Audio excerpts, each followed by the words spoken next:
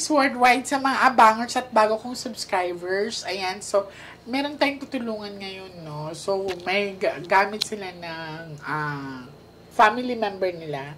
So, hindi ko na lang ipapakita yung picture ni ate. And I also have her t-shirts or yung personal belongings niya. Ayan, so, ready ka na, kuya? Ready na po. Okay. Baba ko muna to.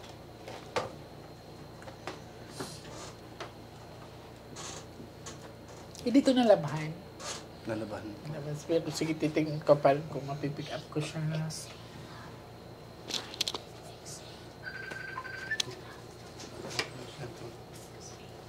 Ready ka na? Ready na po. Okay.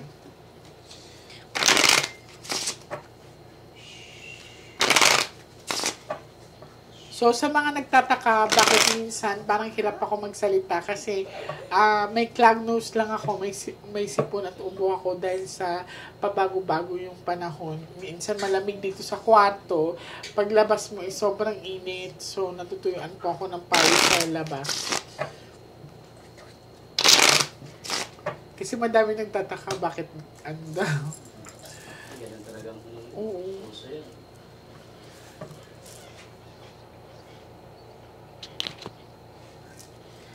So, curious si kuya.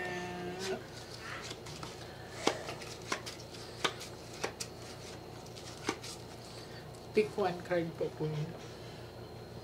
So, cut the cards into 3 after nito. So, ikaw po yan ha. Shuffle ko. Ngayon, cut the cards.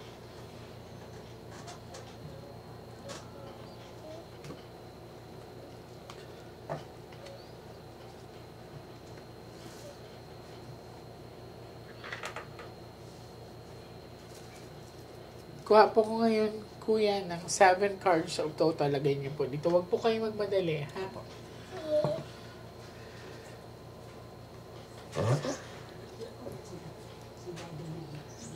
Si daddy na papili, anak, ha?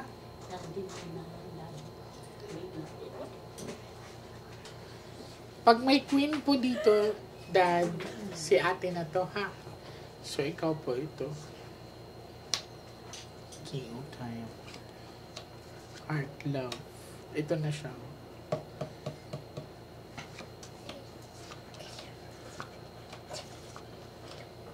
Diamond, swerte itong anak mo. Kaya siya pinapunta sa akin ng asawa mo kasi ang sabi ng partner mo, he's kinda gifted. Yan. So, maaaring mag-develop ang senses ng bata. Nakuha niya yung Ace of Diamond. Oh, this is power, kuya. Ingatan niyo po yung anak mo. Okay. And then, 8 is a lucky number supposed to be. Pero ang sinasabi dito, nag-itim siya. Kaya lang sakitin siya. Okay. Ang most of the affected part din niya is yung sa likod niya at saka dito sa upper part. Okay. Yan ang lagi mo tatandaan. Dito sa pinakita sa akin, hindi pa lumabas si ate, pero gifted ang anak mo. Nag-aaral na ba po siya ngayon? So, ngayon kung mapapansin mo na, like for example, naglalaro siya mag-isa, nagsasalita siya mag-isa, huwag mo pagalitan. Bigyan mo siya ng bond paper, pen, ipa-drawing mo kung sino ang kalaro niya, kung sino ang nakikita niya. Okay, kasi unti-unti daw magde-develop ang ano. Magdadala din siya ng swerte sa'yo. Ayan. Another thing, huwag ka daw magdalawang isip sa mga plano. Huwag ka mag-hold back. Kasi may nakikita pa ako, magbabiyahe ka talaga. Sa ngayon, medyo struggle ka daw sa financial. Iniisip mo daw yun everyday siguro. So, sa pinapakita sa akin, nandito kasi ang anak ni kuya at ni ate. Lumabas dito ang Jack of Flower, which is si baby ito. And then, lumabas din yung Ace of Diamond. Diamond represents highest number of the card's power. So, ang taas ng chances na yung bata is also a gifted. No? So, ano pa napansin mo sa kanya, kuya? Dali lang siya magsalita. Okay. May special talent yung anak mo, ha? Wala ba siyang na mahilig siya sa music. Mahilig siya sa music. Kumakanta. Ibigay mo. Like drums, pianos, and baka doon mag-i-excel yung anak mo. Kaya pa yan, therapy mo lang siya. Te-therapy rin po siya Nagte-therapy na siya. sa speech. Gifted ang anak mo.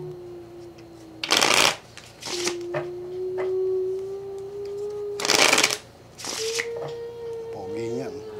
Ang pogi nga cut the cards into 3. Napaka-poging bata. So, sa pinakita sa akin, mag-i-excel yung anak nila, anak ni Kuya sa music. So, umpisahan muna sa drums and then pianos. May mga toys na sa na nice. Talaga. Okay.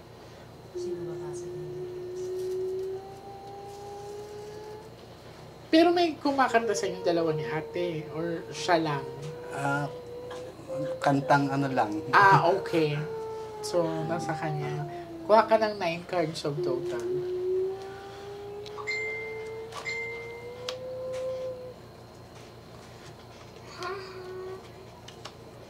Pero ang tangkad niya sa 4, ha?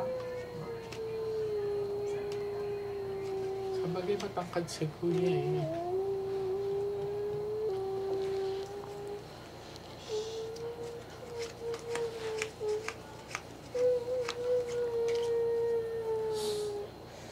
Money.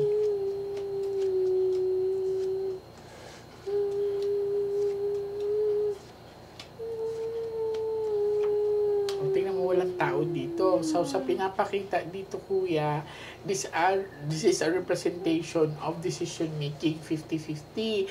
Kasi sa ngayon, minsan nag-50-50 ka daw sa decision mo, orong sulong ka. O ulitin ko sa'yo, maaring pinapaalis ka ni ate or pinapabiyahe ka niya. And sa pinakita sa akin sa sickness ni ate is yung affected niya is the upper part. Yan. Bigla siyang kalat, as in ang bilis ng pangyayari. So, may cancer cell ako nakita. So, anong diagnosis sa kanya? Adenocarcinoma. Okay. Lung cancer. Lung cancer. Late ba na-discover, Kuya? Late na. Wala siyang denying sa'yo dati? Umuubo lang. Yung ubo niya wala lang. Wala din mo napansin na may halong dugo or something. Late na, nagkaroon. I see. Pero bata pa, may asthma na rin siya. Naku, ate, ako din asthmatic ako, ate. Parang Hindi naman siya naninigarilyo. Hindi. Hindi ba siya na-expose sa yung parang second hand smoking?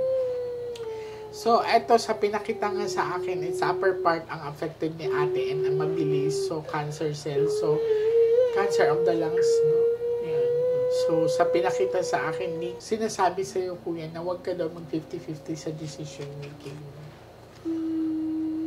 Kumbaga, kung ako si ate, huwag mo daw putulin yung pangarap mo. Yung dream mo. Ang pinakita dito kasi, Kuya, kung flower kasi is, yan ang tinatawag na travel and distance and growth. So, yung journey mo, yung swerte mo, wala pa talaga dito. So, may biyahe pa talaga ako nakikita sa'yo. Yes. Last set of the cards. Tapos, cruisan ko siya, Kuya. Kaya kung pinadala dito. kasi sa parang CT scan doon sa lumalabas na pila yung cancer. Talaga, So parang hindi naman makapaniwala. Benign tapos O, ganun ang bilis.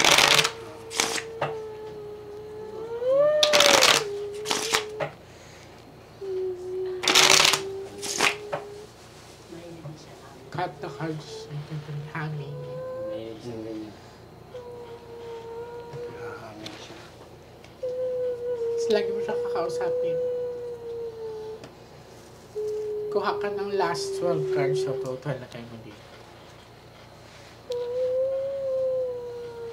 So, ang mahirap lang sa sitwasyon ni Kuya, kasi bata pa yung anak nila, eh, nag-iisang anak lang yan, Kuya. No? Eh, sa ate is pumanaw na. So, after ng pagpanaw ni ate, si Kuya ay hindi na nakasampa ulit.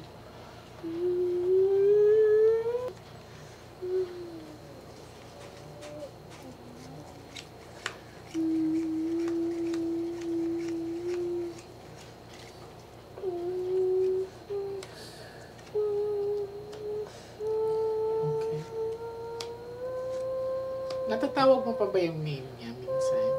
Yes. Bumabalik daw siya minsan sa'yo.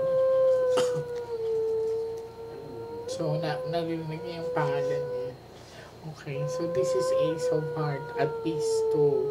So, tinanggap niya yung pagkamatay. Tinanggap na lang niya yung pagkamatay niya. Ang gusto niya mangyari is, yung lungkot sa dibdib mo, tanggalin mo. And, isa sa mga mensahe ni ate is that ayaw niya na magsulo ka. If in any case na iibig ka, hindi siya magiging hadlang. Okay, this is Ace of Heart. This is love, kuya. Mahal ka ng asawa mo.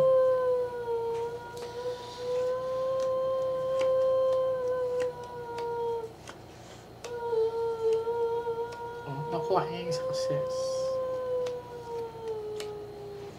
Pinapatravel ka talaga niya. Nakuha niya kasi ito, oh. Tapos, ang sabi dito, matutong magpatawad. Ibig sabihin, kung ano nangyari sa kanya, ayaw na niya kayong madamay.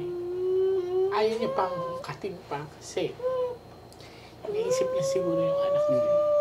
So, mag-focus ka ulit, magsimula ka ulit. Hindi lang para sa sarili mo, kundi para sa anak mo. Ngayon, paano nalaman mo na gifted ang anak mo? Mag-focus ka ulit. And then, malinaw sa sinabi ng baraha na if in any case na magkaroon ka ng karelasyon, papayag siya. Gusto niya may katuwang ka sa buhay. Okay? Mahirap mag-isa. I know. Kaya nga, sinabi dito ni ate, may ni-entertain ka na ba ngayon? Wala pa naman. Kung meron man, huwag ka magkaroon ng problema.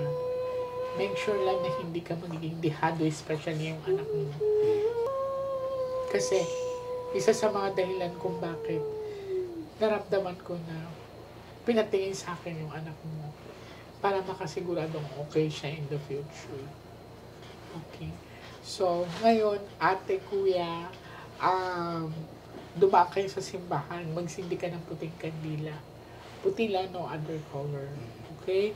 Kasi this is a peace. Ang sinigurado ko is wala nang susunod, so hindi lumabas ang bad luck card. Okay? So, if in any case na meron ka maramdaman sa bahay niyo, let us know para pupunta ako at nag-cleansing ko. May ano yung ano. May nakikita doon, may open door ka, nakikita niyo, parang Okay, sige. So, ganitong gagawin ko. Saan kayo? Sa kamarin po. Kamarin. Baka pag maaga ako matapos bukas, kuya, since na malapit lang kayo, dadaanan ko kayo. Pahingi akong address po. Dito na lang. Ka-contact number. Sino nakakakita, ate? Yung anak ng kasambahay namin. I see. Madalas ba yan nakikita? Nakita niya, minsan, second time niya pala nagpunta doon. Nakita Okay. niya. Sige lang. Mas magandang wala akong alam. Titingnan ko na lang pagpunta ko doon sa inyo. Actually, ate, ang sabi is may halo.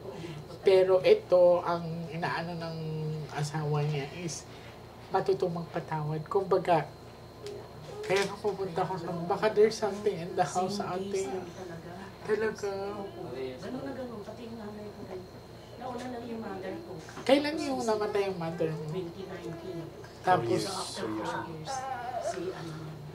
so kuya, if in any case na maaga ako matapos bukas, pupuntahan ko yung bahay niyo, ha? Okay. Or, bago ako mag-umpisa bukas, dadaanan ko kayo. Basta kukontakin namin kayo. Ang kukontak sa'yo is yung cameraman ko. Okay. Maraming salamat po sa inyo. Maraming salamat. Thank you. So, see you tomorrow. Thank you po.